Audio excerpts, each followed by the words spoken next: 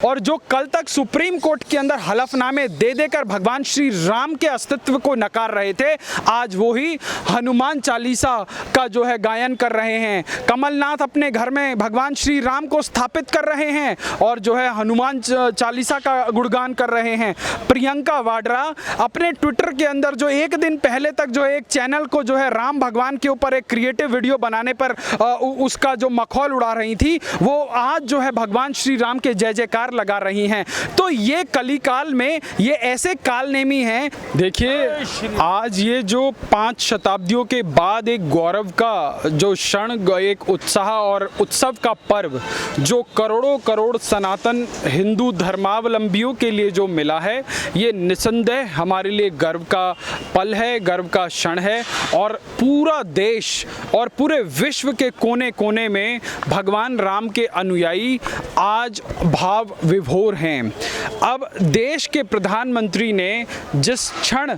आज अवध नगरी में जाकर जब रामलला विराजमान के दर्शन किए, उनको साष्टांग दंडवत प्रणाम किया और जब उस मंदिर के, उस भव्य रामलला के मंदिर के शिलान्यास का जो आज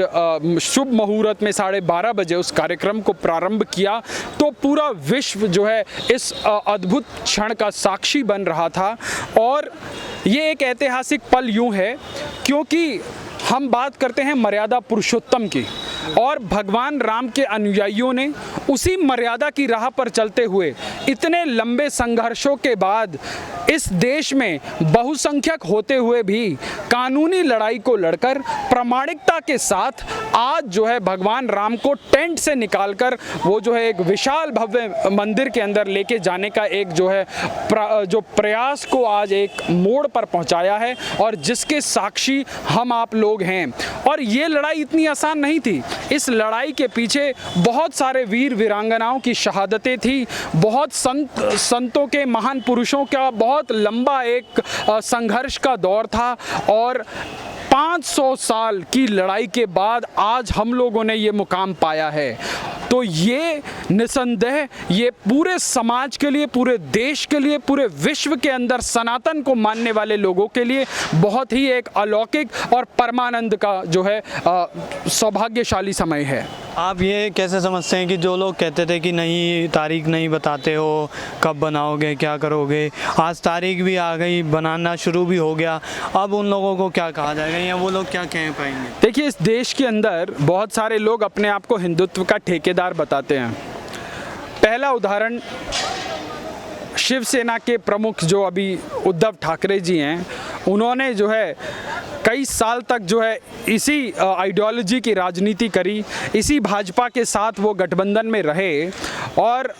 राम मंदिर के आंदोलनों में भी शिवसेना प्रमुखता से रही। और जब अपनी राजनीति की बारी आई तो इन्हीं उद्धव ठाकरे ने स्टेज से जो है बोला कि मंदिर वहीं बनाएंगे पर तारीख नहीं बताएंगे।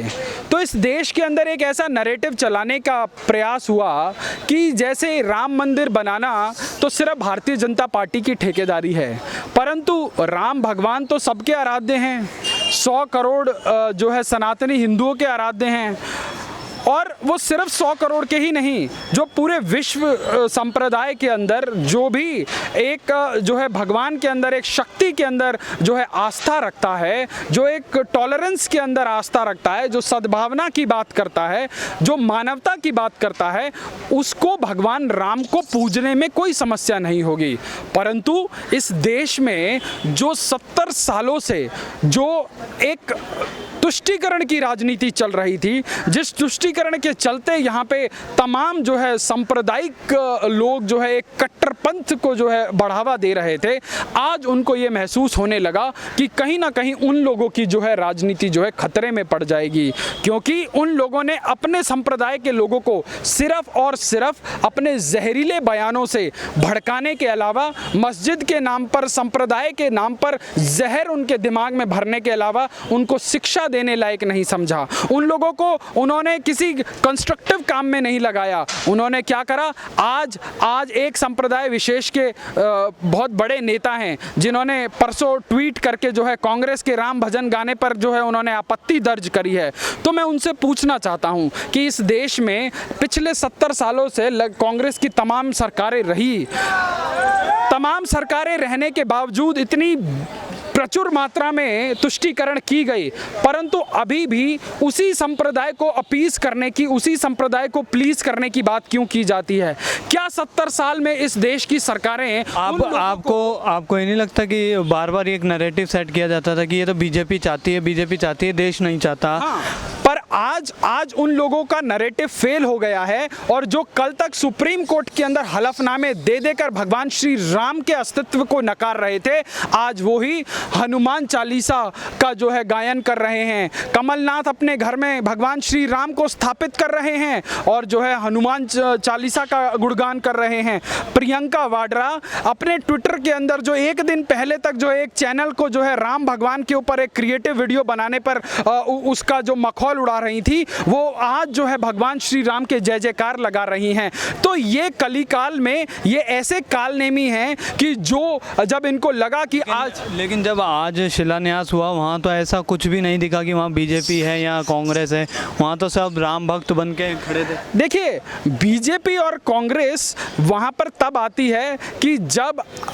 आप राजनीति के मैदान में उतरते हैं और आप पूरे देश को ये संदेश देना चाहते हैं कि नहीं जी, ये राम मंदिर का जो मसला है ये जो एक पार्टी विशेष का है, हम लोग इससे अलग हैं, क्योंकि हमारी जो पॉलिटिक्स है वो जो है अपीजमेंट वाली पॉलिटिक्स है। पर जब आज इनके एसी रूम के अंदर बैठने वाले स्ट्रैटेजिस्ट को ये लगता है कि नहीं, एक संप्रदाय विशेष की राजनीति करके जो है हम लोग 400 से घट के 40 हो गए, अब 40 से भी घट के कहीं 4 ना रह जाएं, तो अब इन लोगों ने एक नया शब्द इजाद किया है जिसको ये लोग बोलते हैं सॉफ्ट हिंदुत्व। उसका ट्रेलर हमको देखने को मिला गुजरात के चुनावों में, जहां पे राहुल गांधी जो है जनेऊधारी ब्राह्मण हो जाते हैं, परंतु सुप्रीम कोर्ट के अंदर जब अर्नब गोस्वामी सोनिया गांधी को उनके नाम एंटोनियो माइनो से बुलाता है तो उनका वकील जाकर सुप्रीम कोर्ट में ये कहता है कि जी, चूंकि मेरी जो क्लाइंट हैं वो क्रिश्चियन हैं, इसीलिए उसको बुली किया जा रहा है। तो ये लोग अपने कन्वीनियंस के हिसाब से कभी जनेऊधारी ब्राह्मण हो जाते हैं, कभी ये अपने कन्वीनियंस के हिसाब से क्रिश्चियंस हो जाते हैं, और कभी ये अपने कन्वीनियंस के हिसाब से मुस्लिम हो जाते हैं। अभी ये बार बार ये कांग्रेस भी आरोप लगा रही है और कई अन्य पार्टियां कि बीजेपी ये सब अपने चुनावी मुद्दों को देखते हुए कर रही है और इलेक्शन एक कैंपेन की तरह से यूज़ करेगी। साहब, आज 2020 में हम खड़े हैं, 2019 में लोकसभा के चुनाव हुए थे, और मुझे तो नहीं लगता कि उत्तर प्रदेश के अंदर अभी हाल फिलहाल में कोई चुनाव भी हैं। उत्तर प्रदेश में भी 2022 में विधानसभा के चुनाव हैं। तो आज अगर भारतीय जनता पार्टी इसको कर भी रही है तो इसमें बुराई क्या है? आज ना आसपास कहीं चुनाव हैं, ना लोकसभा के चुनाव निपट गए, विधानसभा के चुनाव आने में 2 वर्ष हैं, तो इनका जो ये तर्क दे रहे हैं ये अपने आप फेल हो जाता है। अपनी जगह है और जो धर्म और आस्था का विषय है वो अपनी जगह है। मंदिर निर्माण कभी हो ही नहीं पाएगा अगर हम सिर्फ चुनाव के बहाने यदि गलती से इस देश में कांग्रेस की सरकार रहती तो ये राम मंदिर का मसला कभी सुलझ ही नहीं सकता था। ये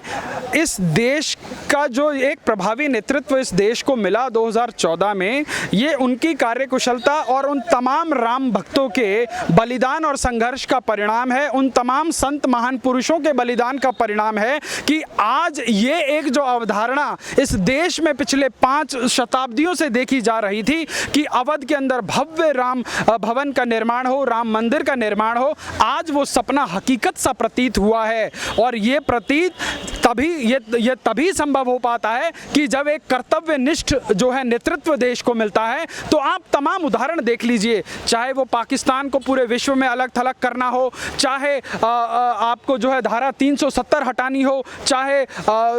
3 तलाक का मसला हो या राम मंदिर का मसला हो, जब एक देश में कर्तव्यनिष्ठ नेतृत्व होता है और जब वो ठान चुका होता है कि मुझे देश को एक नई दिशा और नई दशा देनी है, तो उस नेतृत्व के माध्यम से ये सभी चीज़ें संभव हो पाती हैं। और पिछले 6 सालों में जो कुछ हो रहा है ये पूरा विश्व उसका साक्षी बन रहा है। आज लगभग 56 से अधिक देशों में भगवान रामलला के मंदिर के शिलान्यास का कार्यक्रम का जो है टेलीकास्ट हो रहा है। यदि आज ये कोरोना महामारी नहीं होती तो मैं आपको दावे के साथ कहता हूं कि कम से कम 10 करोड़ राम भक्त जो है आज अवध नगरी में पहुंचे होते। परंतु आज देश संयमित होकर, जब सुप्रीम कोर्ट में ये मामला आया और हम लोग जीत के आए, तब भी इस देश के बहुसंख्यक समाज ने देश की सड़कों पर उतर कर जो है उत्तेजना नहीं फैलाई। लोगों ने एक दूसरे को व्हाट्सएप से क्या मैसेज भेजा कि ये जो फैसला आया है ये स्वागत योग्य है और हम लोगों को अपने घर में बैठकर जो है इसका सेलिब्रेशन करना चाहिए। कहीं हम लोग बाहर निकलें, कोई आयोजन करें तो शायद किसी की जो है धार्मिक भावनाओं का जो है आहत ना हो जाए। तो ये हमारे संस्कार हैं, ये हमारी सहिष्णुता है, ये मर्यादा पुरुषोत्तम भगवान राम के शिष्यों ने उनसे सीखा, उनके पद चिन्हों पे चलना सीखा है। परंतु यदि कोई लोग इसके ऊपर राजनीति करते हैं तो उनकी राजनीति के दिन लद चुके हैं, क्योंकि इस देश में तुष्टीकरण की राजनीति का जो अब कार्यकाल समाप्त हो चुका है। अब इस देश के अंदर एक पॉजिटिव राजनीति हो चुकी है। इस देश के अंदर विकास की राजनीति की बात हो रही है, इस देश के अंदर कंस्ट्रक्टिव पॉलिटिक्स की बात हो रही है। परंतु अभी भी कुछ लोग जो तुष्टीकरण की राजनीति कर रहे हैं वो 400 से 40 पर आ गए हैं और 40 से 4 पर पहुंच जाएंगे और वो अपने परिवार तक सिमट कर रह जाएंगे और ये देश जो है उसका साक्षी बनेगा। शुक्रिया। Thank you.